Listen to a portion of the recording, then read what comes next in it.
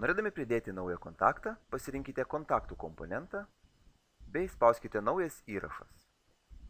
Taip patenkame į naujo kliento kortelę. Noriu atkreipti dėmesį, kad paryškinti laukeliai privalo būti užpildyti, norint sėkmingai išsaugoti kontaktą. Supildome visą turimą informaciją.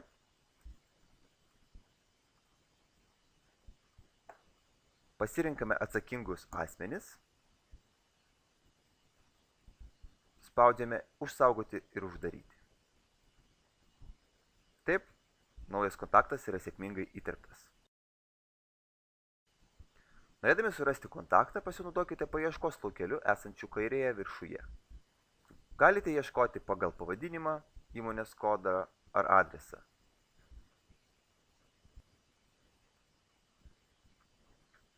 Radę norimą kontaktą, tiesiog spaudžiate ant jo pavadinimo ir taip patenkame į kontakto kortelę.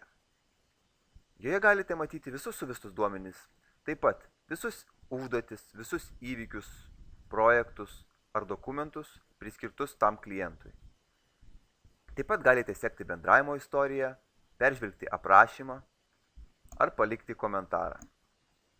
Norėdami įsivesti daugiau kontaktinių asmenų, pasirinkame kontaktai kliento ar tiekėjo kortelėje ir renkamės naujas įrašas. Taip suvedate naują kontaktinį asmenį ir spaudžiame išsaugoti ir uždaryti.